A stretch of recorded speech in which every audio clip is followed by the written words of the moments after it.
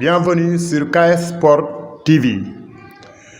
Votre émission Djar Djar aura comme invité dans son deuxième numéro, comme qui, un homme de grand âge, un homme qui a une responsabilité énorme au niveau de la commune de Malika, le village de Malika, on peut dire encore, qui est aujourd'hui dans son fardeau nommé chef de village ici au niveau de Malika, un homme qui a carburé dans le football au niveau de Malika et sa banlieue, un numéro 10 hors pair, un talent immense de la trempe des qui, on peut dire, de grands joueurs brésiliens comme Garrincha peut-être, comme la jeunesse, comme Zinedine Zidane, Ronaldinho, on peut dire encore. Cet homme s'appelle Abdoulaye Sène. Abdoulaye Sène, ñu ngi lay nuyu. maa ngi lay fay Mansour di fay équipe bi nga àndal yëpp di leen dalal jàmm dal leen ak jàmm sama kër waaw tonton Abdoulaye Sène émission bi moo tudd Djar Djar comme ni nga ko déggee rek au départ bi mooy deuxième numéro premier numéro ñu recevoiroon Issa Mbaye xam nga ko bu baax a baax parce que sa rakk la sa jarbaat la mu jaaroon fi yow nga nekk deuxième numéro bi nga nekk tamit tey jii ne nga xam te ni ñun presque fàttalikuwoon la lu bari dañoo ñëw fekk sa jaar jàll léegi tey loolu lañ bëgg a valoriser pour le parcours des anciens joueurs au niveau de Malika ñu la doon laaj kan mooy Abdoulaye Sène. Abdoulaye Sène day benn taalibe Laayeen la boo xam ne bii dafa juddoo Malika màgge Malika wax dëgg yàlla jànge Malikaat jànge si àll bi lycée Djignabo ak ay école nationale des cadres de Bambey dans ma vie professionnelle bi ma génnee Bambey tamit fu ne dugg naa fa ay Mbàkke Diourbel Bambey Tivaouane ba pare soog a ñëw nag terminer sama vie professionnelle au niveau de l'administration pénitentiaire kooku daal mooy Abdoulaye Sène. ñu la doon laaj Abdoulaye Sène aussi ndax fii Malika nga juddoo. Malika laa juddoo le 18 janvier 1949 xam nga ne boobaa léegi mu ngi bëgg a yàgg. am naa ren 72 ans. man nag yàlla dafa def sama carrière xaw a gudd. ndax bi may bàyyi football boobu am naa lu ëpp 45 ans. waaw loolu maye ci suñu borom la rek. en plus dafa mel ni am na benn ndomba tànk boo yor ci dëkk bi ndono lay doon wala yooyu est-ce que du chef de village wala yooyu. ndomba tànk bi moom ndax su ñuy wax sama papa Ndiame Sène mooy chef de village. waaye yàlla def papa la si man. waaye si ay at maa ko ëppale. waaye wax dëgg yàlla lu bari dina ci diisoo ak man avant muy jël décision. loolu moo tax ñu ngi koy faral chef de village waaye chef de village bu dëgg-dëgg sama papa Ndiame Sène la. kon vous êtes issu de la famille des Thiène la. waaw maa ngi juddoo Thiène. waaw ndax wax yàlla dafa def suñuy maam. ñoo fi doon nekk chef de village ba nëgër ni. Ndiame Sène nag boo gisee mu nekk chef de village. papaam ak sama maam ñoo bokk ndey ak baay. waaw moo tax sama papa mag la si moom moo tax mu jor ndoom ak chef de village bi. loolu leer na kon tey Abdoulaye Sène ñu gën a dugg dans le vif du sujet mooy ñu doon laaj Abdoulaye Sène après bas âge comme ni ñu koy waxee nga juddu ba am 5 ans 6 ans ba 7 ans jàpp 8 ans ci jamono yooyu ndax Abdoulaye Sène dal na école. dal naa école kay. ndax école primaire Malika. fi laa jàngee. en quelle année. xam naa ni peut-être ay 57 58 yooyu. 56. bi ñu fi jàngee ba CE2. ñu dem Yëmbal àggale fa suñu primaire. ndax foofu laa amee entrée en sixième ak CEP. soog a dem fa ñuy wax CEG Pikine 2. foofu tamit la ñu amee BPC. bu ñu fa jógee tamit wax dëgg yàlla ñu dem au lycée Djignabo. foofu la ñu amee bac soog ñu orienté école nationale des cadres de Bambey. waaw foofu dinañ ci dellu si sax boo xoolee dañ ciy teg mooy lan ban âge lanu Abdoulaye Sène mën a wax ni moom sentir na comme mbirum football la ñuy waxtaan pour tracer le parcours maanaam jaar-jaar bi. ban âge la Abdoulaye Sène sentir ni dëggantaan yaay ak bu dee mu ngi ci bopp bi mu ngi dee tàppe ci ballon bi ak fan la woon ba xam. kooku nag moom li ñu yàlla defal mooy ñun jànguñu football. ba football lañ def mooy di débrouiller ñun dong ak samay moroom si dëkk bi tànku neen ak lu kenn xamul di dem géej ak di dem beeñ ak di góorgóorlu ba man li ñu man waaye du kenn moomu si ñëw naan def leen lii wala def leen lële ñu ne daal débrouillé ba yàlla def nañ suñu équipe bi ñu amoon parce que dëkk bi am na lu ñu doon wax ay maas maanaam association de jeunes ku ne da ngay adhéré si benn maas googu nag daanaka yéenay formé club boobu nag da ngeen dem ba mujj gi da ngeen di créer seen automatisme bopp ku ñëwit fekk leen si yooyu la ñuy évoluer ba xawoon a nekk li ñu nekk waaw bëgg ko nag waaye teewuñu woon a jàng teewuñu woon a dem tool teewuñu woon a def dara loolu kon daal maanaam daal comme bu nit mën a wax mooy loo mënti doon def rek yaa ngi ci boole woon ak njàng mi waaw njàng mi ngay booleel ak di dégg sa wax waajur ndax fii ku fi nekk jeune ba nekk mag da nga daan dem tool soog a jàngi kon nag ak lu ci waay man def da ngay dem tool soog a jàngi bu ngoonee nga dem football yi ndax bu fekkee ni demuloo tool tamit bu ngoonee doo mën a football yi léegi bi nga duggee noonu nekk ci nekk comme ni nga ko waxee rek football bi yaa ngi ko jàngee presque maanaam ko si mbedd mi yow ak say morom est-ce que am nga benn anecdote ba nga xam te ni bëgg-bëgg bi mën nga jàpp ni fii la démarré comme maanaam nga seetaan benn coupe du monde wala benn coupe d'Afrique wala nga gis benn joueur ba nga xam te ni yéem na la nga ni nag man football bi nag nangam ak nangam. bon chance bi xale yi am léegi ñun amuñu ko woon temps yooyu doo seetaan doo dégg doo seetaan football doo dégg ndax amu fi woon jamono yooyu da ngay xëcc sa bal ngeen course ngeen jënd sa bal waaye di seetaan ku mel ne ay Cristiano Ronaldo ay Zidane ak ñoom amu fi woon di leen déglu rajo amu fi woon yow daal yaa daan débrouillé yow léegi la fi am. léegi ban âge nag nga jàpp ni yaa ngi sol maillot ñu lay sélectionné ngay génn di football yi wala nga nekk fii bokk ci équipe nag ñu xam ni lii c'est une équipe organisée ban âge nga jàpp loolu. non étant très jeune wax dëgg yàlla nawetaan laa daan football bi ma jëkkee génn IFI bu yëmbal laa football bi ma jógee IFI di yëmbal dem AS Cambérène football naa fa. IFI bu yëmbal football nga fa. football naa fa. waaw qui a été le premier ba nga xam te ni moom conseillé na la comme yëmbal nga demoon football yi xam te ni conseillé na la Ablaye génnal dem football yi yëmbal wala yow yaa sa talent moo la yóbbuwoon yëmbal. non yëmbal dama faa bokk. ndax fa laa defee CM1 ak CM2. samay moroom yi ma bokkaloon classe ak yooyu. gis na ma ne que loolu moom ma encouragé woon pour ma dem di football IFI. waaw waaye du la neen ndax dama faa football fa laa jàng CM1 ak CM2 ak samay promotion yi daan football kat ak man ñoom ñoo ma jënd ma ñu ko football si IFI. waaw yëmbal boobu football bi nga fa doon football mooy ci école yi maanaam di génn di football yi ci ay UAC wala ay match d'école yooyu foofu noo ko dundee woon. neex ba bëgg a dee. xam naa ne dinaa la bis bu looy bëgg a def rek dañ ci boole amour ndax boo demee di football gis ak say moroom doo def lu dul jéem a améliorer wu tu te donnes le maximum de soi-même waaw loolu moo ma ci dugal ngay football ba pare parce que ñun lenn rek la ñu amoon si football ba pare ñu naan la kii il a été le meilleur sentiment boobu nga ciy am mu sedd sa xol du la neen nag waaw bu ko defee loolu tu t'améliores de plus en plus. yaa ngi fàttali ko équipe yoo football yëmbal équipe ba nga xam te ne ba léegi tur la bu dee équipe yooyu tur yi changé na tamit mën ngañ cee wax tuuti ñu xam. ay noo déggoo ay Benja ay Pikine ay Keylan ak ay 52 ay Saint-Étienne yooyu yëpp suñuy morom la ñoo fa doon football. fii ci Malika nag ban équipe nga fi football fii ci Malika. ñun ñoo doon les Verts. les Verts waaw. bleu moom footballoo fa. ak les bleus. dañ doon jaxase rek. léegi équipe yi fusionné léegi dañuy fusionné. mais bleu amoon na vert am na. waaw yooyu yëpp équipe bi nawetaan. léegi bleu boobu si boppam. ñan nga bokkaloon bleu boobu ñan ñooñu mën a rappeler tuuti ña xam te ne yaa ak ñoom bokkoon ngeen bleu. amoon na ay ñoom Sambane Diop. ñoom Djibika. ñoom Sambane Diop pas Sambane Diop. ñoom Djibika ñoom ñoo leen magoon waaye mais Sambane Diop moom sama morom la woon.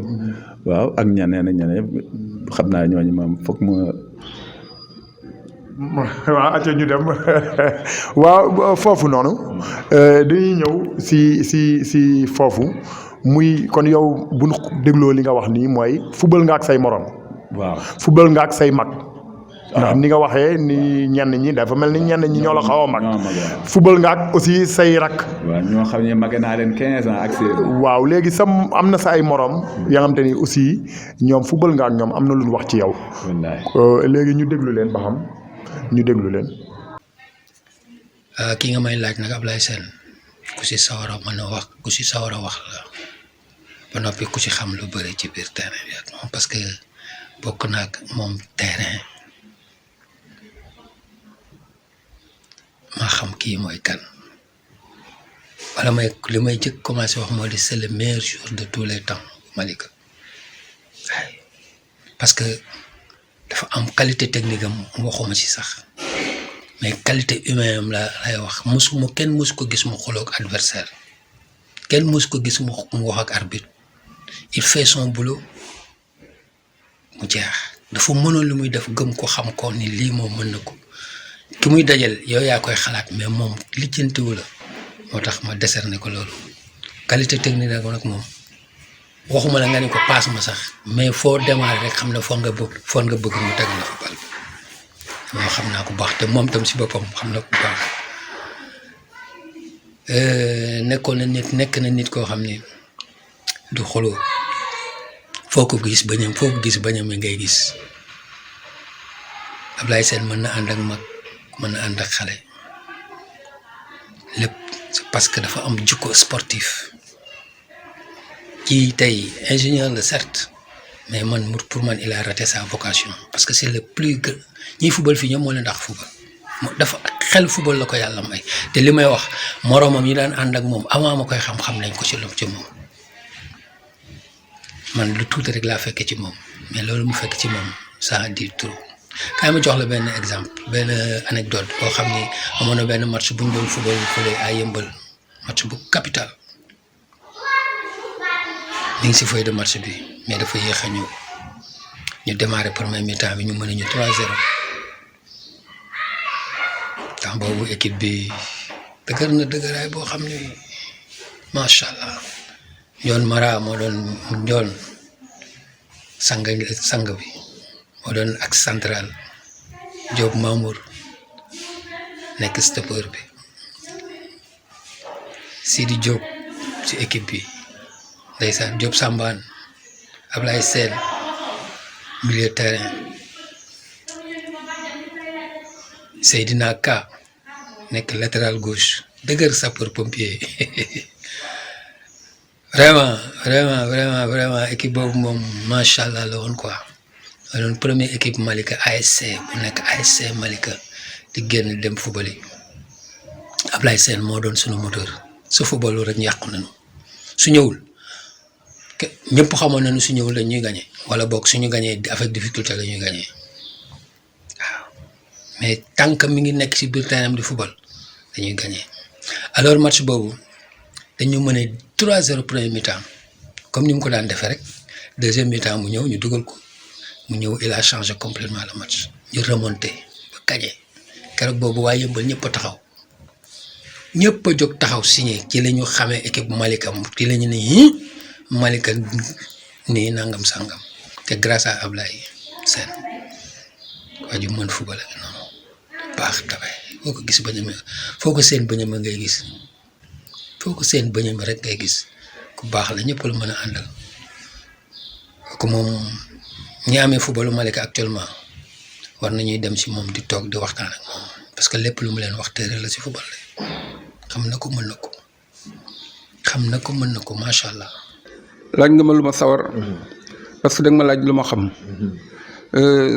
nit la koo xam ni kii malheureusement laay mën a wax parce que su fekkonte ni jamono ji la waxuñu ay millions mais il allait avoir des milliards ci sport bi il était extrêmement véloce extrêmement technique et vraiment lu ma la mën a wax ci moom mooy match bu ñu mus a am su footballul du ñu espérer victoire man maa doon football à l'époque comme on dit ailier droit wala 10 maanaam excentré droit moom moo doon jouer comme rôle 9 mais dafa doon marqué ay buts yoo xam ni fu ko bal jógee loolu moom mayu yàlla la fu ko bal musaan jógee que ça soit à gauche à droite yaa xam au milieu au centre partout. il se retrouvait vraiment dina fexe ba jàkkaarloog gardien bi baat ko d'une façon vraiment magistrale. loolu moom mën naa ko seede ci moom. lenn rek daal moo nekkoon défaut mën naa ni. il était un peu rachitique. dafa néewoon doole maanaam. donc loolu daal laa gis ci moom loo xam ni xëy na bu doon jamono yii la ba mu renforcer ko. je crois que waxuma sax au niveau national. mais daañu ko dégg au plus haut sommet. waaw léegi li ci topp mooy. fun jaar dañ naan ñu dem leen gis Mame Alassane Ba. muy yow. yow da nga joué ndoog moom wala da nga ko coaché ñaar yooyu lañ bëggoon a xam. waaw ñaar yëpp def naa ko joué ndoo nañu. coach naa ko. en tant que coach mais physique. waaw mais li ma gën a def ak moom mooy football parce que ñoo football ndox xale ba mag. d'ailleurs sax man je peux dire que moo ma mujj raccroché parce que man dama mujj wiire dem au niveau de l'athlétisme. j'étais international. athlétisme donc bi ma amee bagam. dafa dem UNCR de Bambey. fa la def maanaam li ñuy wax léegi licence quoi en quelque sorte. bon ensuite mu liggéey Sodeva. waaw Sodeva waaw yàgg na fa liggéey na fa ba ñi am ñu mu tudd waa pénitence soxla un technicien agricole. foofu dégg naa toj na fa sax. waaw moom yàlla lenn daal moom mooy li ma la wax. fu mu musaan jaar. dañu xam ne waaw bàyyi na fay trace moom. et dans le bon sens laay wax nag. fierté la woon le fait ma ni nga ni sax Malick laa dëkk xam naa Ablaye Sène déjà loolu. fierté la woon. et Ablaye Sène nitu ñëpp la woon. c'est un gars humble. boo ko gisul muy liggéey da nga naan kii mënuloo ko qualifier. mais léegi très simple ñu dolli tuuti mooy. yow kon ñu bëri dañ naan li nga leen doon teg daa métti. mais est-ce que du teg boobu nga leen doon teg mu métti dëggantaan yaay ñoom nangu woon nañ ko. mais li gënoon a doy waar mooy. ñun dañoo maase pratiquement. footballundoo man may joueur entraîneur. mais lu ma leen musaan teg dañ koy nangu. buñ ma wisul nangu nañu ko. je me rappelle une fois am na benn équipe bu ñuy wax Milan bu Sathiane bu yëmbal. mos na ñoo fekk si fii Malika ñu football ak ñoom. jour boobu premier mi-temps dañu dóor 3-0. deuxième mi-temps ñu dóor leen 7-3. ils se sont dit que ni mais ñii ay lan la ñii fan la ñuy entraîner mais boobu temps ñu on était persuadé que xam nañ ne deuxième mi-temps bi bu ñu jotee suñu deuxième souffle dootuñu nu dékku. boobu Ablaye Sène mu ngi woon ci. Ablaye Sène pratiquement moo marqué pratiquement xam nga je ne me rappelle plus le nombre de buts qu'il a marqué. mais en tout cas totalité bii yi moom moo ko marqué. kon daal mu mënee jàpp daal Ablaye Sène ndaanaan pire la woon. mais nee naa la wax dëgg yàlla su fekkoonte ni jamono ji la maaseel dañ ko dégg ci yeneen niveau. ci yeneen niveau la ñu koy dégg. il était hyper bon. parce que balle au pied moom. bul sonal sa bopp. doo ko laal. penalty tamit mënoon penalty lu mu ci mënoon. non penalty moom il te prenait toujours contre pied moom. fu mu jaar da lay marqué et puis il vient doucement dafa la contre pied du sonn sax. du daawul jël élan sax su reculer ñaari pas rek ñëw na da lay xool fixé la dóor la contre. nga jaar nii bal bi jaar nii tout le temps nii la daan def. si njàngam aussi am na leen loon ci mën a wax njàng mi. waaw njàng mi macha allah. premier bachelier au niveau de Malika. waaw à ma connaissance. loolu la à ma connaissance. te looloo am sax. waaw bac ba mu ngi ko am en 1973. kon xam nga ne xam naa ko. voilà d'accord. d'ailleurs su fekkoonte ni du woon émission bi man naa woon copie bagam parce que tellement c'était intéressant à l'époque man dama mujjoon dupliquer bac bi. garde ko ci samay këyit un jour ñëw na fii naan ma waaye saa sama bac bi foo ko jëlee. man ko ba nga amee bac te bac jafe woon. ci laa ko jëlee. mu ngi sama kayit yi. waaw tonton Ablaye. waaw dégg nga témoignage yooyu. ni gars yi def gis naa bët yi sax mu ngi bëgg a jooy. parce que mën naa am émotion la. émotion moom mooy def loolu. ñu doon laaj foofu noonu comme Insa Tall li mu wax foofu déglu nga ko bu baax yow loolu loo ciy wax. déglu naa ko bu baax ndax Insa Tall dañu bokk ak moom 2 fois. ndax Mame Alassane moo ko jëlee. HLM moo koy param indi leen Malika. bi mu ko indee boole ko ñun ñu bokk équipe. yàlla def ñuy football maa ngi moom déggoo comme des larrons. ci biir terrain bi. mu fan ma fan ko mais mujj gi dafa ma naan grand bal bi na tegu sama tànk rek. foo bëgg ba bit ba am naa ko fa dugal. bañ fa jógee maag moom ma dem administration pénitentiaire fekk ko fa. même chose mu nekk genre continuité. ngeen nekk ay pénitencier. ñu nekk ay pénitencier maag moom. ba ne ma retraité bàyyi ma fa ma ni par la suite ma retraité. moom it wax dëgg yàlla lu baax dong laa xam si moom. xale bu mën a football ba loo pied moom. kenn du laal tànk. Maam Alsaan Ba. Maam Alsaan Ba nag moom yàlla dafa def. doon moom lan la woon ci yéen lan la woon coach la woon wala. Maam Alsaan Ba préparateur physique wala.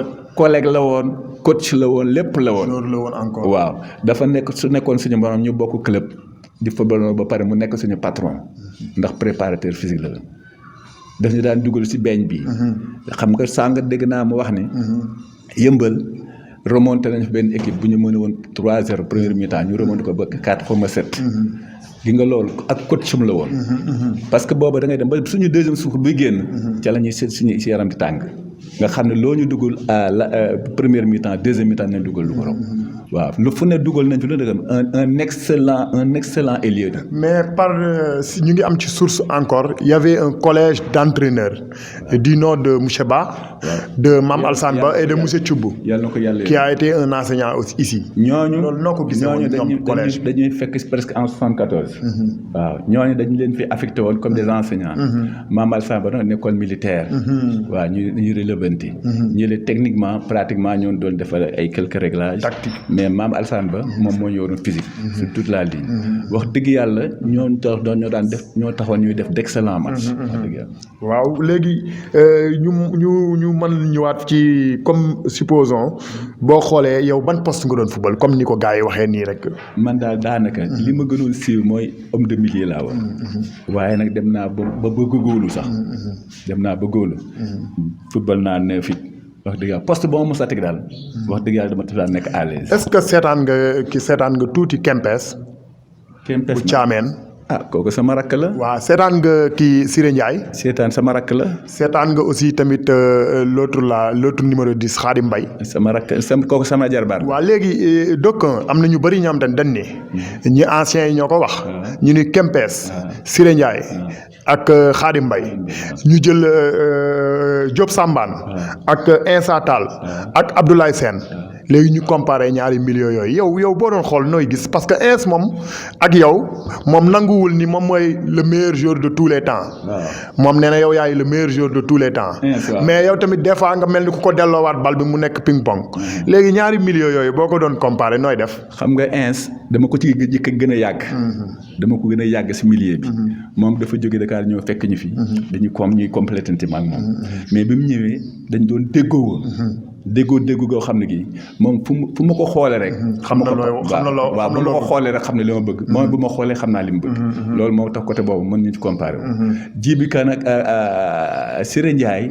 ak ñoom Khadim ak ay Kempes ñooñu dañoo nekkoon xale par rapport ma.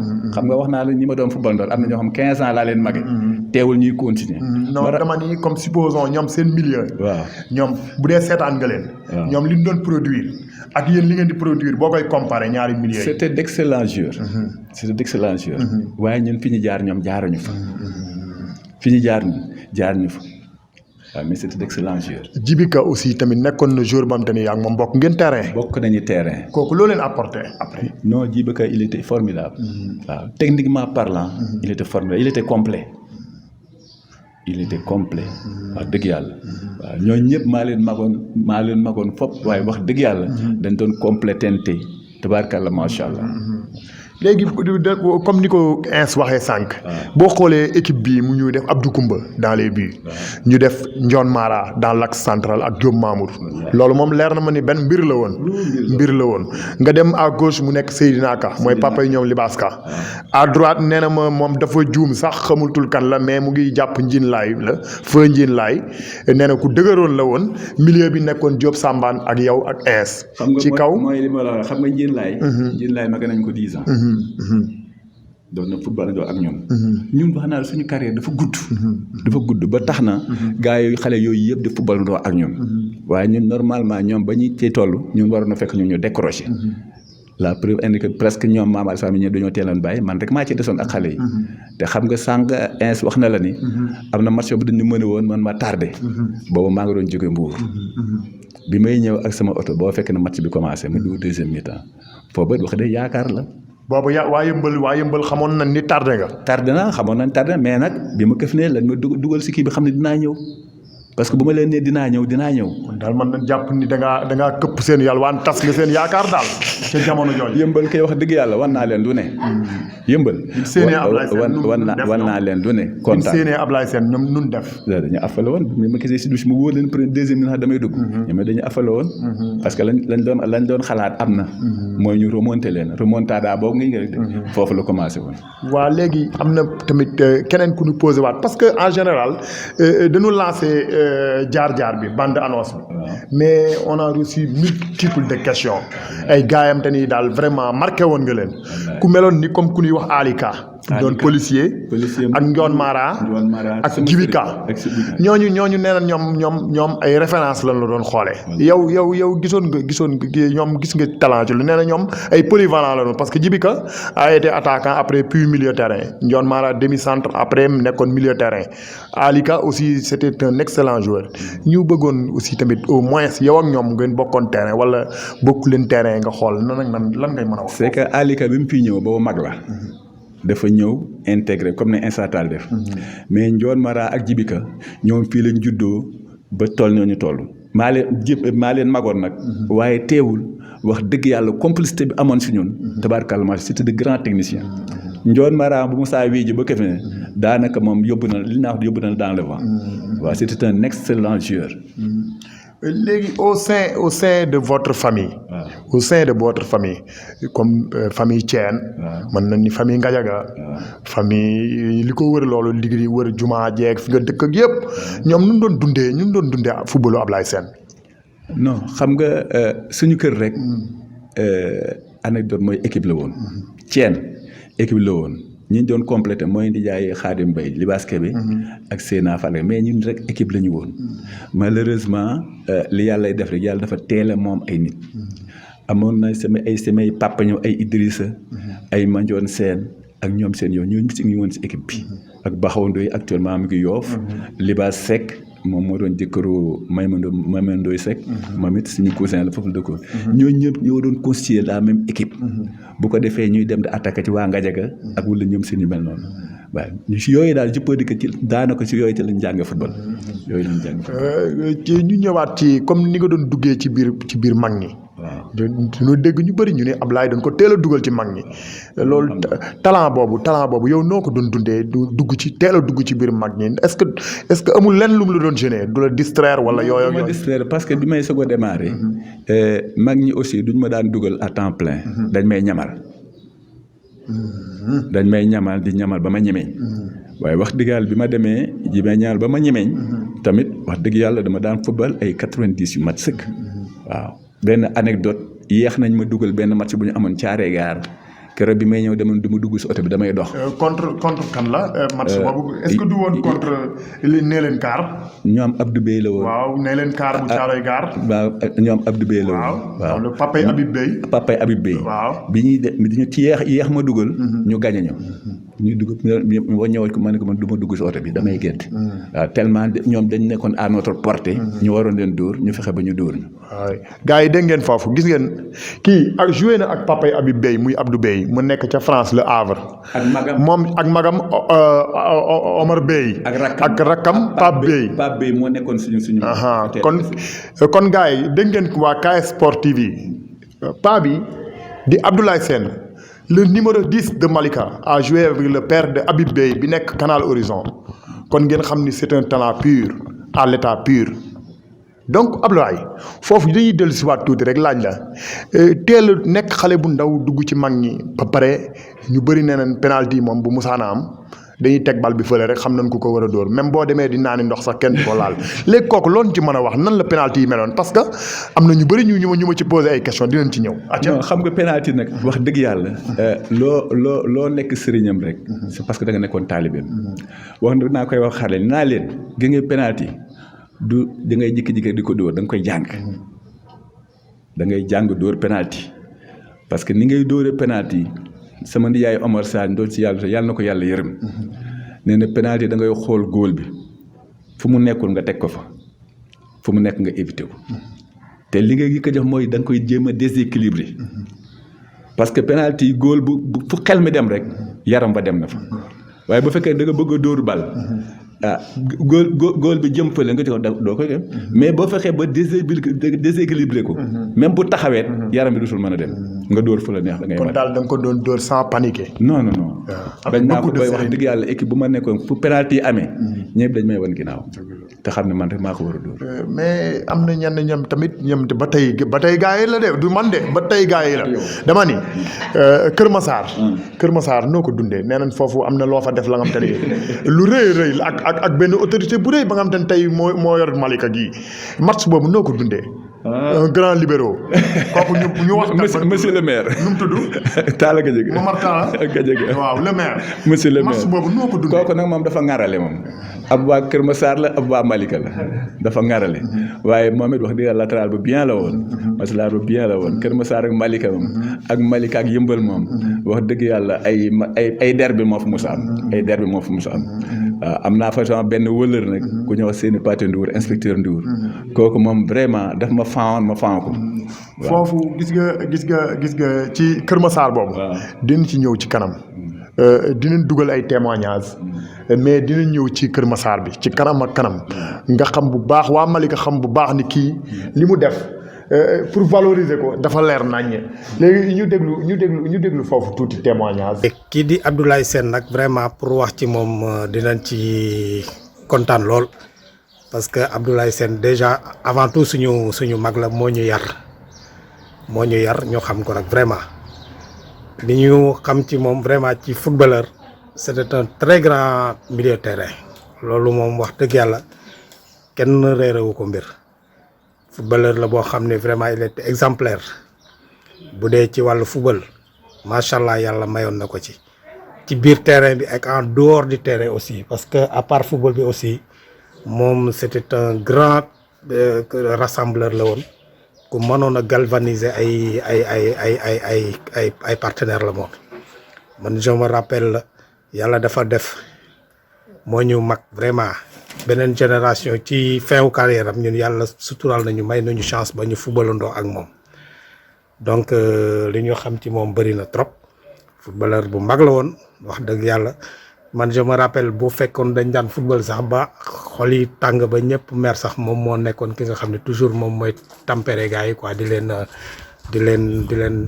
leen dëfal et puis buñ la musaan a mëne sax dina la jox courage ba vraiment doo découragé. waaw Abdoulaye Sène en tant que milieu de terrain daal man ñi nga xam ne mën naa méngale seen profilam ak ñoom mooy par exemple ku mel ni Djibika wala ku mel ni Ndione Mara Seyna Madione mii nga xam ne moo nekk Yoff tey nekkoon c'était un très grand milieu de terrain mënoon football lool macha allah ak ku ñuy wax Alika policier bi dëkkoon fële kër ñoom laay kat kooku tamit ku mënoon football la woon macha allah moom Abdoulaye Sène moom niroo nañ style. par contre incertain moom corpulence am ak manque de vitesse am bi loolu yooyu ñoo ko manqué woon ba moom beneen genre football la doon def moom il était très fort mais bokkuñu woon style quoi mook Abdoulaye Sène ci lii nga ma laaj xëy na peut-être aussi Diop Sambane grand Sambane Diop. waaw Abdoulaye Sène ci terrain bi laa ko fekk muy grand bu baax bu mën a football bu élégant waaw ñëpp di ko tudd. Effectivement, c'était un grand milieu de terrain. Il suffisait que mu def la passe rek tu es en face du gardien de but donc tu es prêt à marquer waaw dañ doon football ak moom sax nga jékki-jékki rek mu xaw la yuuxu nga énervé mais il ne voulait pas jouer de longues balles. moom toujours il préférait le jeu sur terre. donc c'était un doyen boo xamante ne vraiment ñun taataan nañ ci lu bëri ci moom. waaw man ba léegi si on garde des relations intimes. waaw man bi ma ñëwee ci football numéro 7 laa jëkk football. bi ma footballee quelque temps numéro 7 comme ailier droit ma replié waat ci milieu de terrain. nekk comme numéro 8. 8 boo xamante ni rôle 10 ngay football tu joues en avant tu joues en arrière donc tu défends en même temps comme 6 en même temps. donc loolu yëpp di Abdoulaye Sène mu ngi ci diggu terrain bi c'est notre doyen moo doon numéro 10 bi il suffisait que nga jël ballon bi jox ko lui sa dernière passe même si c'est moi je vais marquer le but. bon contre Bendia joué nañ fa match yu dëgër parce que y avait Lay Camara. temps yooyu mu ngi foofu ak Diallo bu Benja yàlla na ko yàlla yërëm. amiin amiin amiin. waaw parce que ñoo doon doyen yi dañ doon fekki si fii suñu benn professeur buñ doon wax Ousmane Ba. kon Lay Camara mooy Lay Camara ancien attaquant bu njool bi bu Jaraaf. boobu mu ngi Benja ak Tra bi nekkoon police ñu ñëkkaat Benja. Benja avait de grands joueurs. waaw on a joué avec ñoom benn match amical au niveau de Icotaf ci kaw. keroog la ñu gis Malika sopp Malika ba ñu naan est-ce que ñii Malika la ñu dëkk wala c'est des joueurs mercenaires. waaw parce que boobu temps c'était un village mais il y a des intellectuels à l'intérieur yoo xamante ni muy jàng école ak football dañ ko mënoon. at Ablaye Sène ñun dañoo nekk ay tout tànk doon ko suivre doon ko topp topp bi mooy que liñ ci gën a jàpp ne mooy que moom joueur la woon boo xam ne su may naan tey dañ koy méngaleeg tey anciens internationaux yi nekk ci Sénégal comme nga ne tey comme un Sadio Mané Ablaye Sène jamono ñooñu pour man loolu laay jàpp noonu la meloon ndaxte am na équipe bu nekkoon yëmbal tudd IFI Coupe du Sénégal je me rappelle bien que mas na dajeek si je me souviens Asfa la mais keroog Ablaye Sène def na fa loo xam ne mënu moon wax ne Malika mais département bi Sénégal yëpp coow nañ ko suñ ci génnee c'est grâce à Ablaye Sène mu jóge foofu ñëw ASC Malika aussi ñëw nekkoon ci modèle doon jouer milieu terrain polyvalent boo xam ne foo coupe mu baatre nekkoon lépp ci ASC bi ñun ñu nekkoon ay ndaw topp ko ñu nekkoon peut-être ci fansam yu njëkk yi man ci laa bokkoon mook doomam Pape Sène man mën naa ne ñoom laa gënoon fan génération kon moom lu mu la jaraloon na ma lépp déplacement bu nekk déplacé naa ko topp ASC Malika ngir Ablaye Sène ndaxte vraiment su ma ko mosaa seen ci terrain rek sama xol day seen mais nag Malika li may wax rek yàlla daf ñu mayoon ay talent Malika yàlla daf ñu mayoon ay talent Ablaye Sène bi mu fi jógee ci rakam yi wala ci doomam yi am na ñoo xam ne ñëwoon nañ peut-être mën a toog fi mu toogoon waaye nag pour remplacer Ablaye Sène yombul woon. mais dama dégg encore ñu ni tiré penalty woon beneen affaire la woon loolu moo ma jaaxal. non déggoo li ma la wax moom kay moom bu tegee penalty moom da ngay moom bu nekkoon 90e 91e da ngay xam ne Malika day qualifié ni da koy dugal moom doo am sax xel ñaar bu jëlee bal bi jëm ci camp yi ñëpp dañuy jóg taxaw xam ne dañuy qualifié. Marsam Baak Benja ak bu yëmbal ba nag bi mu tardé woon yooyu loo ci mën a wax tuuti rek ñu tëjee ko. waaw non Marsam Baak yëmbal mooy li may wax keroog dañoo mëne ñëpp yaakaar ne Malika toog na mais keroog bi Ablaye Sène ñëwee xol yëpp sedd na wax dëgg contre Benja aussi mooy li ma la de Benja bu Lay Camara Benja bi nga xam ne ñëpp ko ragaloon. waxuma la Pikine mais départ région bi yëpp. ñoo ko Lay Camara ban bu Gia wala bu Jaraaf. Lay Camara bu Jaraaf Baba Touré moo doon football Gia mais Lay Camara moo nekkoon Benja. moo doon football Benja bu Pikine. attaquant numéro 9 keroog mook Malika Ablaye Sène def na ci loo xam. dafa muur maanaam. non daf ko muur te vraiment éliminé nañu mais keroog dañu éliminé ba pare mel na ñoo gagné. parce que Ablaye Sène xam naa ko yàlla dafa def nag je crois que ASC Malika buñ ko recréé en 1985 parce que man jëkkoon na am. mu am ay benn rupture. ñu recréé ko en 1985. man yàlla dafa defoon maay doon secrétaire général u ASC Malika boobu. mu nekkoon ASC bu mag. Ablaye Sène nekkoon c'est un très grand joueur. ak ñeneen ñoo xam ni peut-être mun naa tudd seen tur. mel ni Diop Mamour Ndion Mara. mu ma doon Thiaw Laye l'ancien premier maire de Malika. mun naa ci Djibika. ñoom Insa Tall. ñoom Chef Gueye Moussa Gueye. donc bëri woon na ñoom Samba Maron. donc bëri woon nañu. yàlla def nag étant très jeune ma nekk secrétaire général ASC boobu. ànd ceeg dem si yàlla bi ndeysaan le président Mame Abdou Sène. ancien chef de village. yàlla na ko yàlla yërëm te yéexuñu. donc Ablaye Sène moom xam naa ko bu baax. Ablaye Sène moom vraiment je suis en mesure de parler sur lui. parce que nekkoon na joueur boo xam ne peut-être de qualité. yàlla dafa defoon nag ñoom football dañu ko defoon passion. defuñu ko woon pour ut xaalis wala pour def quoi que ce soit. mais dafa nekkoon passion. ñoo amoon fii de très grands jours Ablaye Sène en faisait partie. waaw damay wax sax ni Ablaye Sène dañ koy xaw a fàtte mais je retenais que c'est le premier bachelier de Malika. c'est le premier bachelier de Malika. ki njëkk am bac ci Malika histoire indi na ko Ablaye Sène la. donc c'est un intellectuel un grand cadre un ingénieur agronome de formation. et qui a beaucoup apporté au peuple. au pays au Sénégal. donc mu nekkoon koo xam ne aussi dafa amoon qualité de jeu boo xam ni c'était exceptionnel. moom ak Diop Sambane au milieu de terrain du woon numéro 10 nag. mais numéro 8 la woon. boobu milieu de terrain la ñu doon wax. numéro 8 Diop Sambane ñoom ñaar ñoo nekkoon si milieu de terrain bi. donc mu amoon qualité. longévité am nag ni ma si mën wax mooy dafa amoon hygiène de vie bu baax. Ablaye Sène du tux Ablaye Sène du naan Ablaye Sène kenn xamoo ko lu bon. donc noonu lañ leen yare ay laayal lañu. mais tax carrière am yàgg lool parce que dafa gëmoon entraînement dafa ñemoon entraînement. tey su ma mën a wax pourcentage bi ma koy jox si biir terrain à peu près à 50% à 60% Ablaye Sène moo doon gàttu équipe bi. parce que il était milieu terrain boo xam ni il était partout il récupérait il faisait des passes il faisait des buts. ñu bëri dañ naan ñu ay penalty wam beneen affaire la léegi foofu loo ci mën a wax. de mémoire en tout cas mosuma gis fu góol jàppee penalty am. te on avait de très grands gardiens Malika. je peux citer Abdou Bouri. je peux citer Omar Sène. je peux citer Vieux Diop Khassim Diop te nekkoon Dial Diop après dem ay Sotrac Abdou Koumba. je peux citer Jules Bodian. mais kenn musul Omar Sène. kenn musul jàpp penalty Ablaye Sène. moom bu ñëwee si bal bi da lay cloué góol bi doo sax yëngu. donc loolu moom yàlla may na ko. léegi tey ku mel ni Ablaye Sène ci xale yi ndaw yi ngay gis nii depuis génération bi stoppaat ba tey jii ñu toll à nos jours kan nga gis ni mu dabal ko ci wala mu xaw a jege ak moom. bon cette génération bi difficile à dire hein très difficile à dire il y a des talents nag.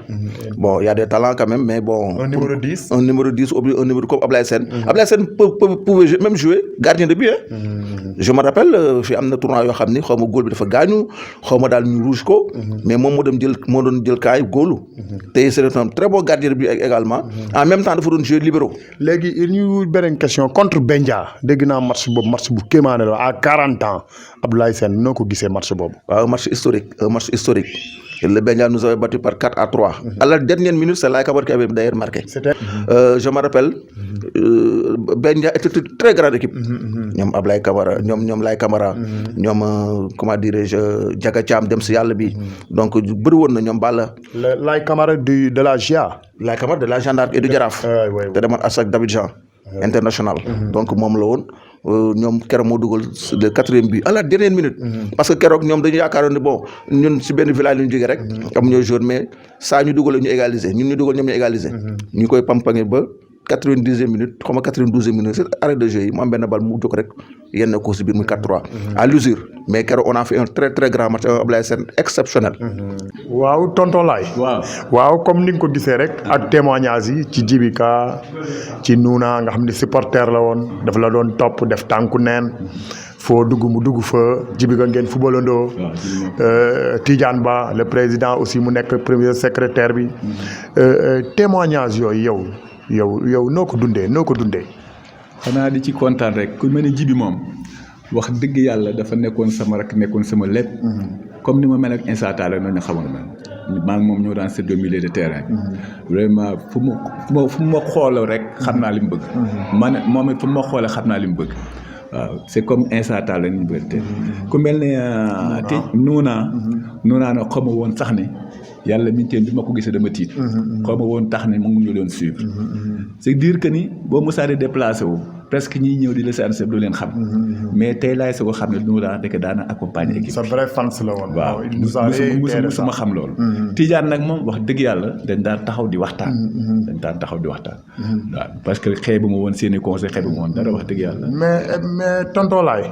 est-ce que xaw woon làmb mystique tuuti nga xaw a am sëriñ ba xam te ni moo lay defal ay bagages nit ñi ni tonton Laye ni loolooy tax mu gën a kii xaw na ma jaaxal maam Alsaan ba mii tey. am na ko ñu wax grand Ibou. am na bis ñuy football yëmbal. ñu am match moom nag daf ñu bëggoon te yàlla tax. grand Ibrahima Ka. mu ne ñu am naa sama benn mbokk na ngeen fi ñëw wax ko ngeen am match. keroog man jaaxle naa maam Alsaan ba jaaxle na. ndax góor gi daal dañ ñëw ñu ne am na ba fukk ak ñett. am na ba fukk ak ñeent. am na bu juróom-ñaar am na bu jar ñun ko loolu mooy lan mun da ngeen a bëgg a dugal ñun ko waaw mu ne am na bu ñett am na bu juróom-ñaar am na bu fukk ak ñeent. maanaam ay but. waaw ñun ko kon defal ñu bu juróom-ñaar bi mënu kon dem den sa taliba ngeen wutal ma fa juróom-ñaari keer maam Alsaan bi doon wax tey man ñu dem sa taliba wut fa juróom-ñaari xeer ñëw jox ko man waa dem leen ñii football xam nga ñu ñaar rek a xam équipe bi yëpp ñu ñaar rek a xam di dugal ba mu nekk 7 ñun daal après le match dafa wax ko dox ko moo ko soxla duñ dem waaye keroog la ñu mujj gis kooku. mystiquement xamuñ nuñ ko defee xamuñ mais keroog 7 bii lañ ko laajoon marqué nañu 7 bii xaw ma ndax suñuy talaa la. xaw ma ndax si góor gi la. waaye daal nee na daal 7 bii léegi ngeen bëgg a dugal di ngeen dugal 7 bii te dugal nañu 7 bii. bi ñuy grand Ibou anago mën a keroog la fa mujj. dëgg la ba sàngo suba. waaw li ñu dégg daal moom rëy na Ina Mbaye loolu lañ posé woon ñu laajal ko moom ak tonton Ablaye Sène kan moo dàq dóor penalty moom sab jarbaat la. kan ci Ina Mbaye Ibrahima Mbaye bu rakku coxo. xam naa nee na ma boo demee laajal ma tonton Ablaye Sène ndax maa ngi moom kan moo dàq dóor penalty tontul ko. ki démb rek ramb na fii. ndax mu ngi dëkk sama ginnaaw fii. waaye li wóor te wóor. ay magam sax maa leen dàq dóor penalty. waaw léegi ñu xool encore comme foofu témoignage bi ni mu demee woon. sa benn turandoo mu nga Italie muy Abdoulaye Sène di doomu Omar Sène moom posé na la question tamit mu ni laajal ma sama turandoo ndax sama wóllëre papa la sama rakk papa la sama magu papa la mais mu judd mu tuddee ma ko wax dëgg yàlla papaam tamit vocal nañu nii dafa amul jot mais bëggoon na def vidéo moom tamit mu ngi lay remercier di la encourager di yokk di dolli cofeel gi encore nee na waayam nga yee magam nga kilifaam nga waaw nee na li tax mu tuddee la loolu moom xam na ko bu baax a baax léegi turandoo bi moom laaj na la nii laajal ma sama turandoo ndax jël na ay kubak ndax fan la jaar ak ban match la jël meilleur joueur ak meilleur buteur ndax mus na koo jël léegi foofu dañoo bëggoon nga tontu sa turandoo. meilleur joueur nag jël naa ko à maintes reprises waaye wax dëgg yàlla sama mémoire permettre ma di ko jàpp waaye football naa ba tey xam nga yenn yëpp léegi lañ koy formaliser mais bu njëkk amul woon bu njëkk après le match yéen yëpp da ngeen tas ñu gàddul ni gën mais li wóor te wóor mooy fu mel ni Yëmbal moom gàddu nañ ma ba tey te mag ña fa nekkoon ku mel ñoom grand Mbaye Gueye ku mel ñoom grand Maxa et consort dañ ma daaw yóbbu seen kër di yëkkati ay xaalis di ma jox di ma neexal waaw c'est dire que ni yooyu daawuñu ko mën a formaliser pourquoi parce que ñoom dañ daal bëgg te yàlla tax tia bi mais nag comme léegi ñu naan le meilleur du moment c'est a été looyu amul woon waaye yow da nga doon sentir ni ñi ñëpp ñeneen yow yaay meilleur wax dëgg yàlla am nga tamit sa beneen turandoo boo xoolee ñaari turandoo yëpp bi ma découvrir ni say turandoo lan te ci sa wax am na ñu ma dégg tamit ñu ni yow góol nga woon non doon nga góol keroog ba may góolu njàqare dafa amoon benn gardien la ñu amoon mu blessé ba mu blessé ma dugg si camp yi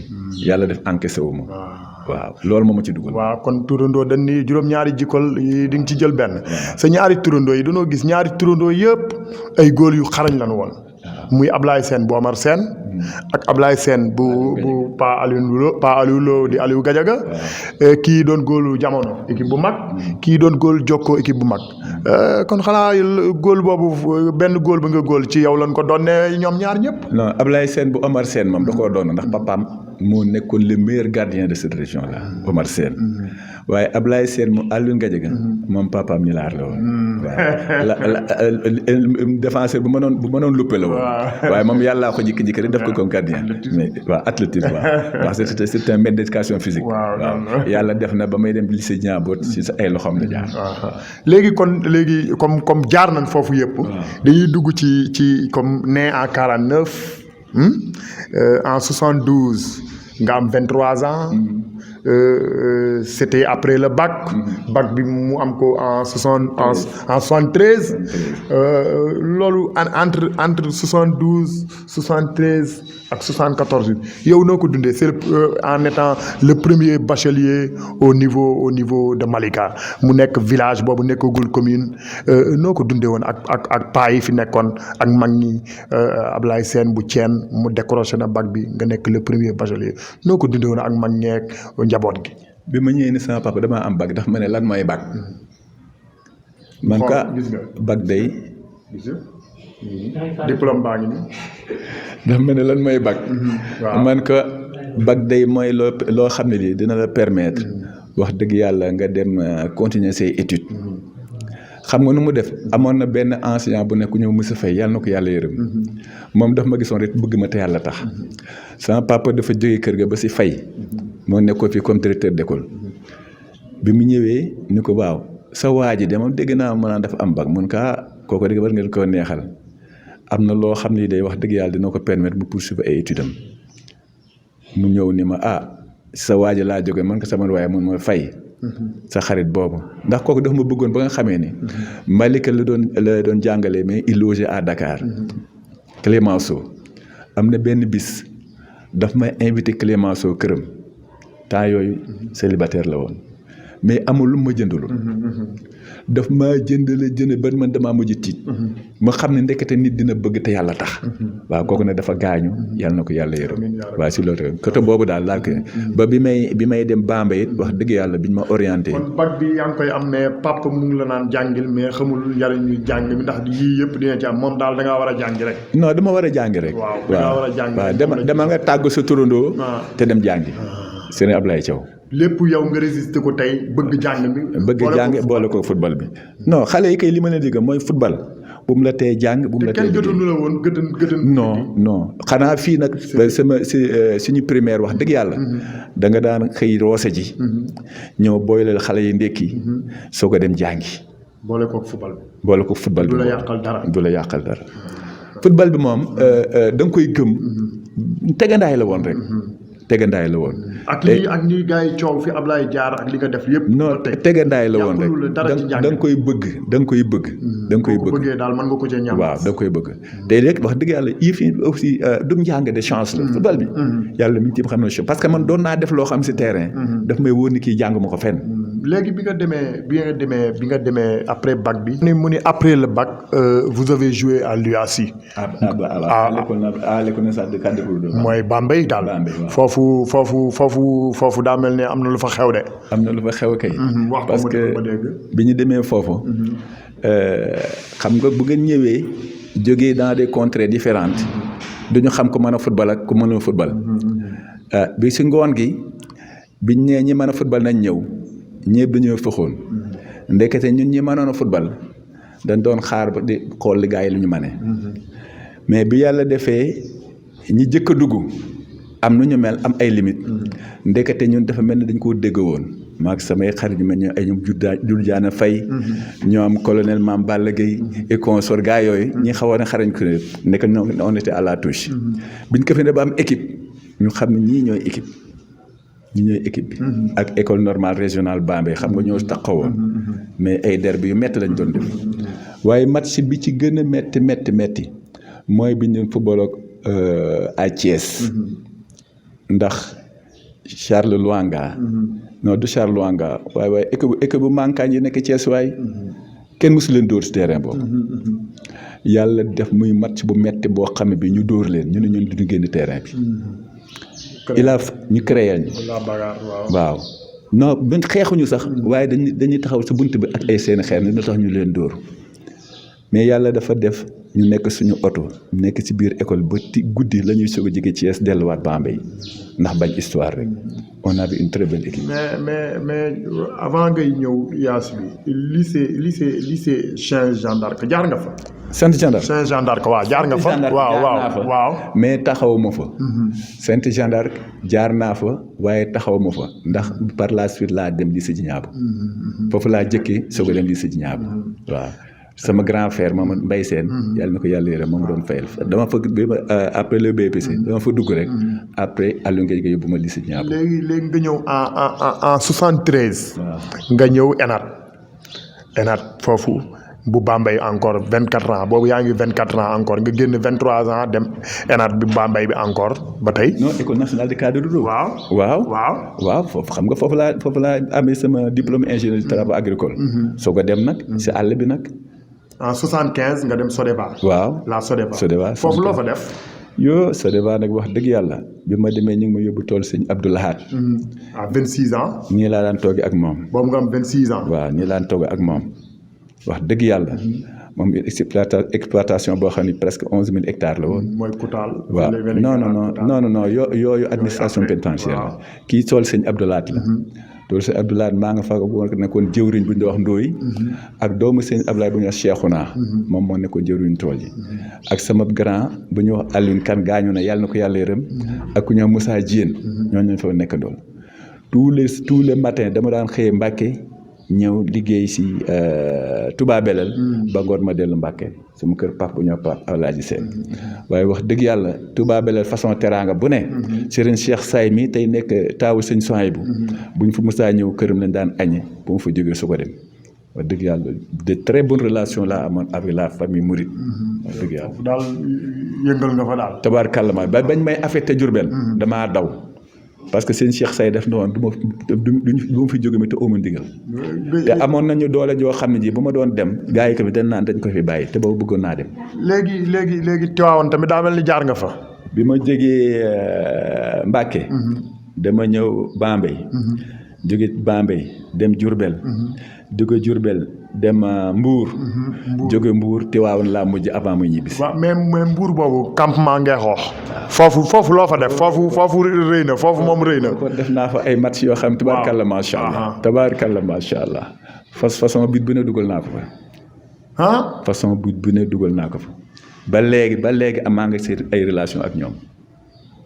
am na benn boy bi moom ba léegi Bekaay mu nga nekk Sonatel bu Mbour. kooku xam naa bu ngeen xam ko xam. ñu ko Bekaay ku ñuy wax Ablaye Sène ndax xam nga ko. kooku moom góor la daf ma faamoon. kon gars yi encore ba tey ku bëgg a xam Abdoulaye Sène dëggantaan Njaay du yéen waa Malika rek ñoo leen koy wax de da ngeen di dem ba campement Ngexoox ngeen laajte kan mooy Abdoulaye Sène ñu wax leen kan mooy Abdoulaye Sène gis leen fi mu jaar yëpp. fi mu jaar yëpp marqué na fay empreinte am bàyyi ko foofu kon ba tey ñu continuer ci waxtaan bi tonton Abdoulaye.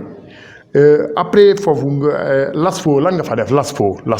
Aspo. waaw Aspo mooy suñu équipe bi ñu amoon Mbàkke. bi ñëwee Mbàkke. dañu amoon benn équipe boo xam ne bii ay liggéeykat ñii ay policiers. Aspo c'est-à-dire association. des fonctionnaires.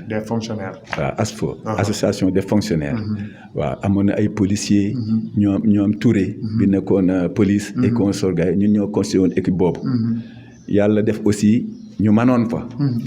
bañ fa maneet wax dëgg yàlla ñu demoon ba waa Mbàkke xam ni ñii buñ leen seetaanee musiba am. dañu dem ba mujj gi ñun fii doxande musu fee am coupe. mooy maanaam ku jógee feneen daal. waaw te équipe bi nag ñun dafa nag on a été maladroit. parce que équipe bi dañ cee waroon boole ay joueurs yu Mbàkke. mais dañ jël gan ñi nga xam ñoo fi ñu constitué benn équipe nag ñoo xam de très grand talent. wax dëgg yàlla ñu amoon suñu match capital. te xam nga équipe bi dafa bari ay policiers. ñu fexe ba gis le commissaire mu ñëw gën a jël suñuy élément ni leen dem leen ngeen solo ji ñëw defar kii bi ci terrain bi. xam nga dootu ñu mat. noonu lañ ñu tase. xel daal lañ ko fi wax dëgg yàlla. léegi foofu après subiroo fa benn sélection bu neexle. ñu sélectionné la fa. neexle ASC neexle. match bu métti sax keroog match boo xam 1h du matin la commencé. terrain fële Diourbel bi nu mu tuddati. Elimanel Fall. Elimanel Fall bu Diourbel match bu métti bu neex nag wax dëgg yàlla. match bu métti kon tonton Ablaye dañuy déglu témoignage nga déglu gars yi lan lañuy wax foofu. waaw Abdoulaye Sène am na lu ma ci xam ci moom ndax yàgg nañ ci terrain bi. yàgg nañ ñëw football te yàgg nañ ci dëkk bi itam di ànd. nit ku dal la ku laabiir la ku bëgg ndamal Malika la itam. waaw ndax aussi comme way juróom nekk na fi chef de village ci Malika. noonu ko way juróom nekkoon chef de village noonu la bëgg dëkk bi bëgg ndamul dëkk bi. bëgg lépp luy soxla Malika ci tax ci Malika. nit ku dal la ku am xel nag. waaw ku xam nga xel mi rafet na loolu macha allah. daal vous avez des rapports parental daal. parental yu wér sax ndax yaayam mi nga xam ne mooy yaay Anta Cissé. macha allah yàlla na ko yàlla xaar àjjana. sama doom bii gaañ muy Pape Amadou Diop. di sama turandoo Pape.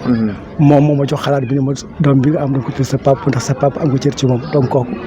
wajur la ci man Abdoulaye Sène mais wajur la ci man ndax li mu daan na ma jëriñ ci xalaat bu rafet. moo tax ma gën a fonk sama mbokk ci yéen yooyu.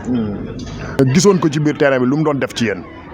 daal nañu bay fit yokk ñu jom ndax xadaram ndax tam Sida bu ñu ko mosaan si loo xam lu mu ko antoné yow mi am jot la mosaan yor bal parce que damay démarqué wu rek di préparé te xam naa ne balam kenn du ko jëlee ci tànkam fu ma démarqué wu rek parce que ma gisee mu d'abord rek benn côté droit dama koy def appel côté gauche xam naa ne yàgg te tànk bi macha allah jub na bu ko la nattee bu la ko joxee rek juste passe précisé nag sa tànk la ñëw la sa bopp. kon yow ak moom dendee woon ngeen ci biir terrain bi daal l'entretien. dendee woon nañu ndax moom numéro 10 saa nekk ma nekk numéro 8 xam nga 8 ak 10 sore wuñu.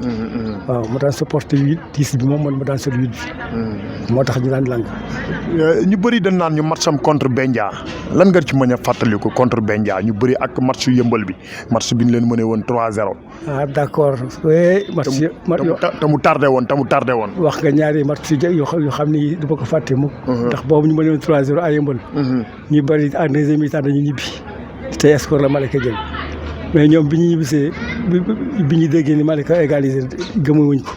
ndax man mi sax ma génnee ku ñu wax Idrissa Sané te dafa mel ni ko crise sama ko yëkkati ma ba si kaw match la boo xam ne comme victoire sa 3-0 en première mi-temps nga ñëw deuxième mi-temps dem 3-3 bon ñu bëri gay mooñu ko te itam keroog sérieusement moom tam li ma la wax Ablaye Sène moom apporte na ci lu ba ndax bu yoree bal ne comme li wax rek moom balam kenn du ko nangu ne éliminer 2 adversaires lo 3 créé supporter numérique ci kanam bëgg ma démarqué mu jox la bal bi nga dugal ko mais comme li nga wax rek sànq pour question bi nga ma posé wax nga match bi woon Yeumbeul ak Bendia itam boobu contre boobu dafa lay Camara nekk mais équipe nationale bu GIA voilà mais keroog match bu mat bu dee waar nañ ba nga xam ne buñ fa jógee waa Pikine dañu naan laaj fan mooy Malika te boobu Malika boobu Moussa fan ñu ci ñaay ba mais dañuy waa Malika yi ku yóbbu moytu leen waaw ci àll bi nag dinaa daan dégg ñu naan bon daana football sax ay IFI bu Yeumbeul bi waaw waaye Yeumbeul aussi daan nañ koy jël si fii mu nekkoon joueur boo xam ne bu xarañ ci biir terrain bi la woon joueur la boo xam ne boon jamono yi bu du bon temps yi yaakaar naa dina millions yi gars yi lekk ak milliards yi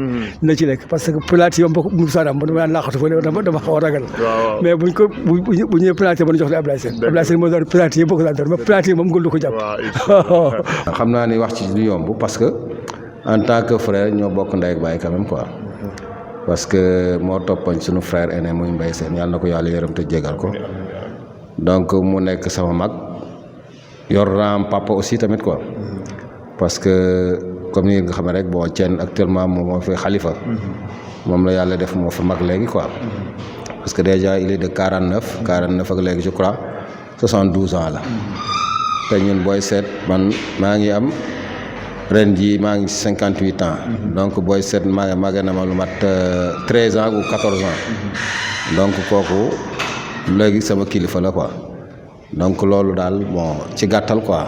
kon daal ku ko jege nga daal.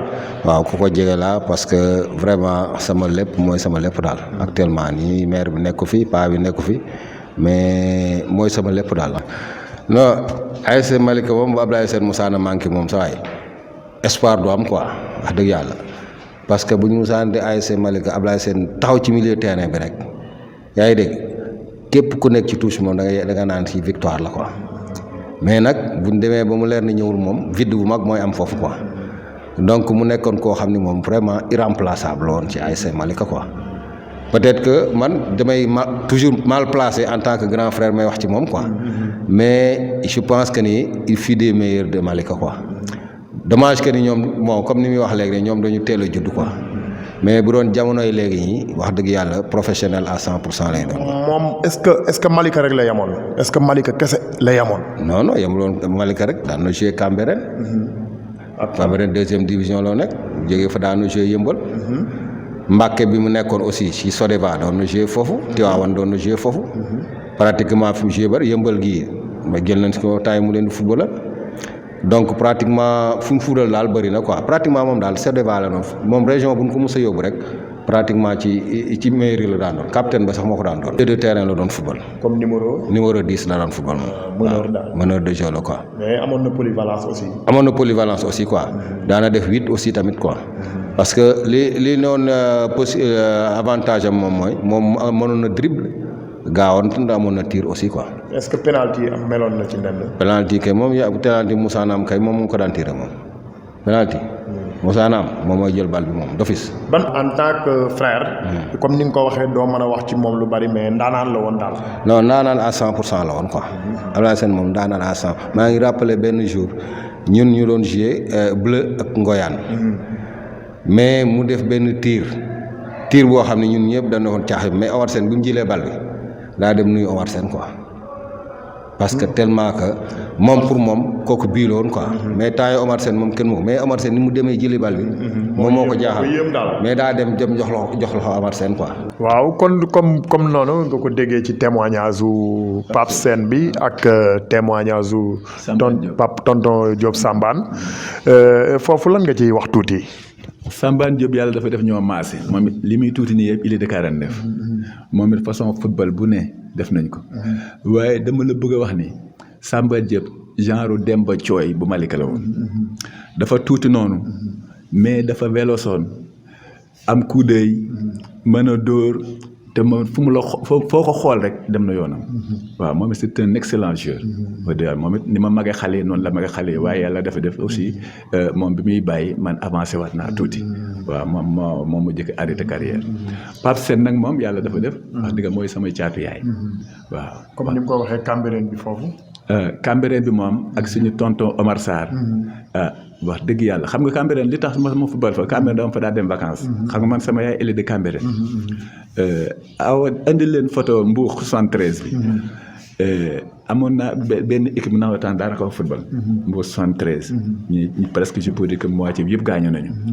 mais yàlla def ma football fa ak sama tonton Omar Sarr Omar Sarr moom it nekkoon na entraîneur équipe nationale de football dafa gaañu bi mu gaañoo léegi matul sax un an yi manqué na tuuti waaw loolu moom moo yóbbuwoon Cambérène waaye moom it sama premier match keroog ba may football amoo woon licence maanaam forot bi ba tey forot bi waaw forot bi dañoo dem ba sa terrain ba ma licence waa ji nga xam ne que ñu teppi ko defal ma ci sama benn fan ci laa footballé waaw terrain bi nekk boori Valda fële à Rufisque waaw yooyu defal nañ ma ko de yëmbalit forot nañ ma ba tey dañuy ñëw ci Rufisque boobu tamit daa mel ni jaar nga fa foofu tamit Tëngéej jaaroo fa non Tëngéej jaaruloo fa xanaa football nii rek mais Mbour jaar nga fa Mbour da nga ko naroon tëb te Mbour tamit mbir la Mbour jaar naa fa Mbour bañ naa ko ba si terrain bi presque ci terrain bi laa dëkkoon waaw ci terrain bi laa dëkkoon c'est que yàlla dafa def Mbour tax ma faa yàgg parce que diggante bi dama doon jóge Mbour di dem ngay xaw di ba mu jig ma dem loger ngay xaw di fa football mais Mbour moom mus footballu ma fa est-ce que rappelé wu nga aussi tamit ce dernier match bi nga koy joué ce dernier match en 40 ans bi nga koy joué. waaw contre Bendia la contre Amadou Bari. waaw foofu moom. keroog Mbour laa jógee. waaw expliqué ñu foofu. Mbour laa jógee. ñëpp di la xaar. waaw ñu may xaar. fekk dama liggéey ba wàcc. bi ma leen ne dinaa ñëw ñu xam dinaa ñëw ma di leen xaar. waaye présentation bi la arbitre bi jëkk daanu. bi mu ñëwee gis na maa ngi ñoom Pape Sène ak ñii xam nga ne li ma leen magee rek. ñii ay 15 ans ay 16 ans. bi arbitre bi gisee sama licence daf may xoolaat durant tout le match ak chaque action bu ma kilee day reetaan. laay caméra mi muy wax keroog après le match daf ma song ni ma grand yaay ndaanaan. keroog Diop Mamour Diop mii kii cox doon wax tey. def na fa ay détente yoo xam ne tabarkalla macha allah. yàlla def na Bendia boobu amoon fa benn promotion ku ñuy wax Ibrahima Thiam. moo doon magu Ndiaga Thiam ñoo bokk ndey ak baay. ndax Ndiaga Thiam moo nekkoon Bendia. Ibrahima Thiam sama morom la waaye mu arrêté woon. mais bi ñu paree waa Bendia yépp dañ maa waroon. ndax Ibrahima Thiam ndax moo doon sama promo def nañu 4 ans ensemble 6e 5e 4e 3e Pikine 2 ba léegi on a de très bonnes relations. donc yow kon tey bu ñu ñëwee tey équipe bii nga xam ne tey jii nii moom la gars yi waxoon Abdou Koumba. Ndion Mara. Diop Mamour. Diop Sambane au milieu. Laye Sène ak Insa Tall ci flanc yi nga am Seydika. am comme ni ñu ko doon waxee ki mu fàtte woon ba léegi nii parce que loolu dafa yàgg. mu doon wax njiin laay si il ne se trompe pas. ci kaw mu amoon fa Djibika ak Lamine Niang. nga amoon benn waajam te ne perdu de vue la nit ñi duñ ko gis ni mbir la. mu tuddoon tur bi bu ma ko waxee rek est-ce que amul lu mu lay fàttali ku tudd Cheikhou Thiam doo ko fàttaliku. waaw est-ce que kooku loon ci mën a wax tuuti. Cheikhou Thiam it wax dëgg yàlla ñoo ko magoon fop waaye moom it wax dëgg yàlla ailier bu véloce la woon. te dafa aayoon balle au pied. waaw ndax wax dëgg yàlla moom boo ko créé le couloir ba mu dem tabarkalla macha allah ay centre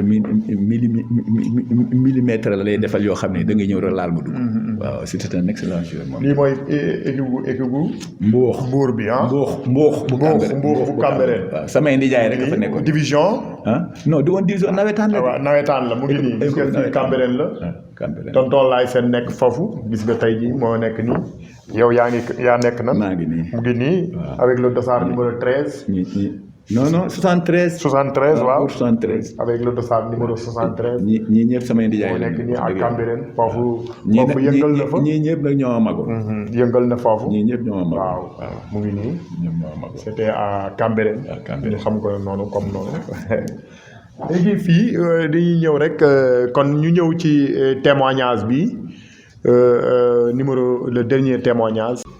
waaw Ablaye Sène xam naa ci jaar-jaaram lu bëri parce que li nu magante taxu koo bëri début carrière am fàttaliku naa ko bu baax fin carrière am fi la ma fekk parce que xam naa ne Ablaye Sène première équipe bu Malika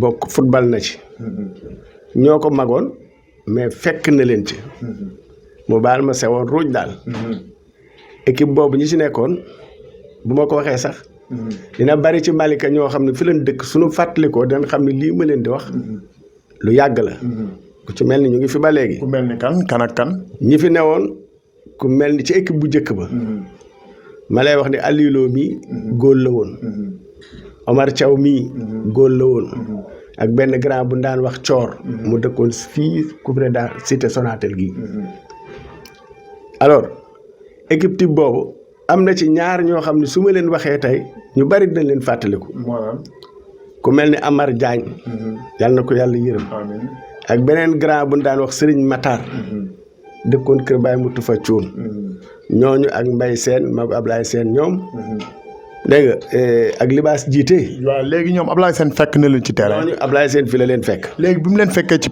terrain moom poids am nu mu meloon ci seen. ba mu ñëwee li muy doon xale moo dàqoon na football ci équipe bi. génération ba. Ablaye Sène ku mu musa taseel moo la dàq football. maanaam moom ban poste la doon football ci terrain bi. Ablaye Sène milieu de terrain daana ko football. maanaam ci bari 10 wala 8 numéro 8. daana sol 8 daana sol 10.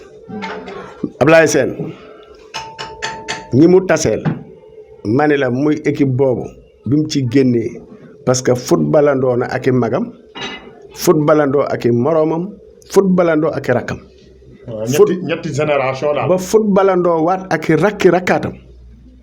yow ban match référence nga mën a fàttalikul Ablaye Sène. bon Ablaye Sène diggante Malika ak Yëmbal ba Pikine ba fu mu mënti doon. voilà Ablaye Sène dinaa la wax benn mbir boo xam ni avant match yi. mooy Ablaye Sène football na ba bàyyi football musul am carton. joueur bu yaru la. joueur bu xarañ la. ku baax la. lu mu mën a doon danaan la on recommence. lu mu mën a doon. on recommence la lay wax ñu tàmbaliwaat allez-y. wóor na ma ni. arrêté bal mu wàcc mu téye ko moo ko fi dàqoon. maanaam wàcce comme ñoom Ronaldinho ñoom Zidane. wàcce ko teg ci suuf. moo ko fi dàqoon. ay paasam nu mu meloon ay paasam. saa bu la paasee bal bii la soo ko dugalul dina ne non mais on recommence. kooku wóor na ma. parce que attaquant. Ablaye Sène. njàng ma amoon na ci moom tamit. torop. dégg naa le premier bachelier au niveau. booy Malika. moo fi njëkk a am bac daal. waaw. bi muy nekk de la fo sax fu mu jaar fekk nañu fi ba mu demee Bambey Karido fi la nu fekk. bi ñuy dem lycée ji ñaabu. waaw fi la nu fekk. Thiès. fi la nu fekk. Tivaouane. fi la nu fekk. Rufisque. fi la nu fekk. Yëmbal. fi la nu fekk. Cambérène. fi la nu fekk. Pikine. fi la nu fekk. ba fii Malika. fi la nu fekk. Sodevac fu mu jaar ba ni mu retraité poste mu retraité sax xam nañ ko fu ne xam nañ ko. muy koo xam ni. musuñoo dégg ñu ne Ablaye Sène moo fi def lii musu koo def. fi ñuy tëjee mooy ba mu dajeeg Laye Camara. ndax da koo muuroon. très ma bëggoon nga may ma wax la ñetti match. yoo xam ni waa Malika duñ ko fàtte. waxal benn bu njëkk bi. premier match bi waa Malika duñ fàtte. mooy match aller retour Malika Kër Massar. Ablaye Sène. Ablaye Sène. nu mu fa def. monsieur le maire. moo doon demi centre. bu Kër Massar. bu Kër Massar. monsieur Talla Gadiaga. moom ku man la ku mu musa taxaw sa kanam nangu sa bal. mais keroog Ablaye Sène takkusaan. Ablaye Sène takkusaan boobu. dernière minute. Seyna Ka moo centre bal bi mu teg ko ci dënn bi wàcce ko. Seyna mi mu dendeeloon. Seyna Ka. déggoo ba la kon. dégg nga baax. arrière gauche. non ailier gauche la woon. bi mu centré bal bi côté bi féete ak tool yi. Ablaye Sène teg bal bi ci dënn bi wàcce ko. bi mu éliminé monsieur le maire. ñu bari dan ni xëy na da koo bañ a marqué. ndax lim dëkkandoo moom. waaw li ma bokk wallaay la si mu ngi mel ni sama loxo bi. alors mu teg ci le grand Assou. bu Kër Massar. Assou benn. Assou ku amoon poids la. rigueur mën a marqué. mu éliminé ko pousse bal bi. bi mu poussé bal bi rek. lu ëpp ci mag ñi woon ca ginnaaw kaay dañoo daw dugg ci terrain bi te dóoragul. wallaay si plat de pied la marqué. boobu première match bi nga ñu mën a nett. non yi bari la. mais dama la ni boobu. dafa nekk ci sama xol bi ba tey. parce que moo signé victoire 3-2 ba. te Kër Massar ak Malika ni mu meloon. Kër Massar ak Malika ni mu meloon comme gendarme que Jaraaf. léegi beneen ba ci toppoon. am na beneen. mooy équipe boo xam ne ñu ngi ko doon wax Saint-Étienne. parce que Ajax moo fi njëkk a jaar bu Pikine. waaw. mooy ñoom Gawsu Naari. waaw Saint-Étienne. wallaay Azim. waaw. Saint-Étienne. mooy ñoom Medou. waaw ñoom Aziz. mais ba nu demee terrain Sotiba. cité Sotiba. waa Pikine lu ma waa Yëmbal. waa Pikine waaw Pikine. première Pikine. ñoom Medou ñoom Goliath ñoom Aziz. équipe boobu. bi nu demee cité Sotiba première mi-temps match nul 2-2. 2 bi Ablaye Sène marqué. keroog waa Malika duñ ko fàtte. xëy na peut-être léeg-léeg mu dem ci mémoire am. mu xaw koo fàtte mais man fàtte wu ma. li ci topp beneen bi troisième bi. troisième match bi mooy Ajax ñoo dàqoon a football Pikine ay naar loon keroog bi nu ñëwee Malika tàkkusaan nga fii l'unique bii Ablaye Sène a ko marqué. penalty la woon wala. non. mais dégg naa ko xarañ la woon ci penalty. penalty musu ko raté. moo daan mujj dóor. kon ñu ngi lay remercier di la gërëm. gars yi kon comme ni ngeen ko déggee rek Abdoulaye Sène mi doon dalal ñu ko doon laaj encore mooy la nga xamante ni waroon nañ la koo laaj. te mu nekk sa bopp. te laaju ñu la ko. loolu mooy lan. su fekkee luñ la waroon a laaj te laaju ñu la ko soo ko mënee wax tamit nga wax ko la nga xamante ne jàppoon nga ni dinañ la ko laaj te laaju ñu la ko ci biir émission bi. soo ko mënee wax tamit nga wax ko. non c'est que aussi mënu leen maa laaj lu ngeen xamul. waaye man wax dëgg yàlla fi ma jaar fépp ak li ma def lépp. pour nga def ko si benn émission day jafeñ.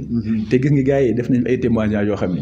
surtout Seexu mi yàlla mi ci xam ne fàtte woon naa lool. dëgg la fàtte woon naa lool. tellement yi ma def dafa bari. te dafa yàgg. ndax boo dee ba am 112 ans vraiment say yu bari day deñ say yu bari day deñ waaye daal bi ma ki gën a bi ma ci mujjël ki la nga xam ne presque ci la sama carrière jeexee. mooy suñu match contre Bendia boobu muy wax. ndax wax dëgg yàlla arbitre bi keroog moom. dama ko émerveillé. dafa 40 ans. plus de 40 ans. plus de 40 ans parce que boobu maa nga jóge Mbour. taal sama oto ñëw football ba pare war a taal sama oto ñibbi Mbour. le lendemain da ngay liggéey. arbitre bi ni ma grand vraiment si tous les sportifs étaient comme toi. vraiment kenn du am problème. parce que yow xeeboo xale yi ndax kooku magee 15 ans 16 ans ngeen di bokk équipe. lii daal vraiment c'est du jamais vu c'est la première fois ma gis ko. keroog daal wax dëgg yàlla sama xol tooy na. nan jàpp ni mooy match référence bi daal. match référence bi waaw. parce que boobu moo xam nga li tax ma du ma ko fàtte. mooy sama dernier match. ak waa Malika. yaa bi ci laa jóge nag wax dëgg yàlla xam ne man mi mag la waaye bi nga xamee ni maa ngi bëgg a jeexal benn xale bu toll nii dafa maa fekk terrain Yëmbal ni ma ana sama yaay Ablaye Sène man ko Ablaye Sène man ma sama yaay Ablaye Sène man ko man de Ablaye Sène laa man ma kaay wuyu sama yaay kan mooy sa yaay Ndey Jama sama pa ñoo doon defandoo CM ak CM day Yëmbal booba terrain Yëmbal bi amul woon mur bi mu ñëwee Ndey Jama ni ma saa boo seetaan boo football fi dama lay seetaan kii nag sama doom la man ko Ndey Jama bàyyi naa football bis ni ki tey dëgg la booy football ba am jarbaat ba toll nii bàyyi naa football bis ni tey keroog moom vraiment affaire bi moom xaw na ma touché. dëgg la léegi ñuy jeexal rek presque émission bi. waaw ñu la doon laaj presque dernière question bi. après ñu def ay remerciements ak ay tàggatoo. muy ndax am nga doom juy football yow. am naa koo xam ne dégg naa ñu ne mën naa football de. ndax mosuma ko seetaan.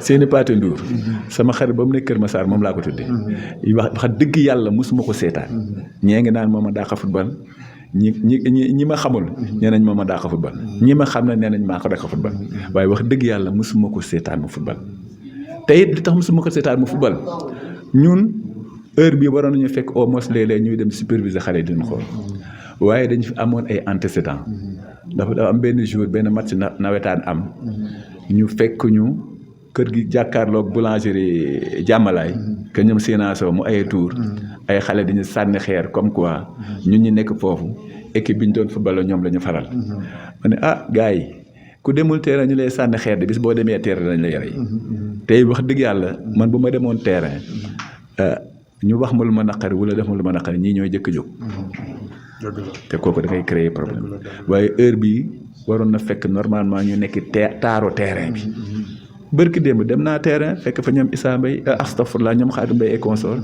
ma doxantu si pelouse bi maa ngi koy wax Xaadim bërki démb sax man ko Xaadim sama xel mi dafa nekk si wut ay crampons yu bees ñëw ñam mun ma may tonton ñëwal samedi soir ñoom seen parce que loolu moo nekk suñu xol ba léegi parce que li wóor te wóor mooy li ma wax xale yi li ma gën a neex si seetaan football ba pare actuellement mooy ñaari adversaire kii gagné wala ñu nga gagné wala ñu gagné wala nga match nul match bi jeex ñu kottante kooku moom mu gën a neex si match am na ku ko wax fii gis nga football bu fekkee ne rassembleetul ay xale amatul njariñ loolu daal mooy conseil bi ngay jox conseil bi may jox xale yi tey bu mu leen mën a def ba ñoom Ablaye Sène di ñëwaat terrain ban comportement lan war a mën a yor ba ñoom Ablaye Sène di dellu si waat terrain dina jafeñ sax seetaan waaw dina jafeñ parce que actuellement ay mag lañu à notre âge ay mag lañu parce que temps matériel nécessaire bi ngay dem di ko seetaani match ak ñoom seen ñëwee noonu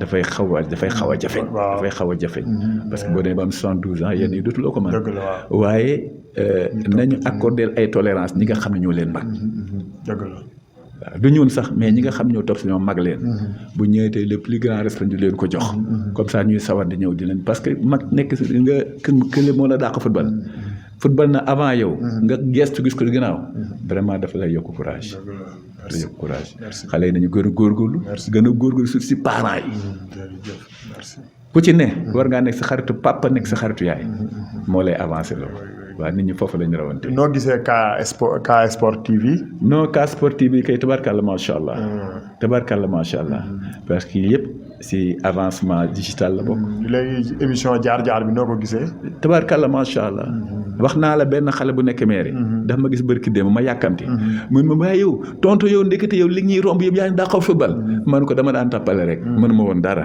mu kontaan ma xam ni lancement bi la gis lii nag maa ngi leen ciy encouragé vraiment Malika bari na ay talent yoo xam ni mérité nañ ñu mel nii ñii ma doon defal ay témoignages yëpp mérité nañ ngeen defal leen lu mel nii waaw damay ñaan nag mooy wax dëgg yàlla lii gën a avancé ba mu jur leneen parce que fa fu ne gis naa ko muy takk la ay fil ak yooyu bëgg naa ñaanal leen waaw ngay branche da ngay ñëw rek lépp nekk quoi comme sourdure la loolu daal laa leen di ñaanal waaw di leen sant di leen gërëm yàlla gën a ñoŋal affaire yëpp ba ma defal leen loo xam ne nekkul woon seen jox waaw naa ngi leen di sant di leen waaw asalaamaaleykum wa rahmatulah. amiin waaw kon ni ngeen ko gisee seen émission jaar-jaar mu doon am comme invité tey jii nii le premier bachelier au niveau de Malika plus connu sur le nom de Abdoulaye Sène qui a fait un parcours tonitruant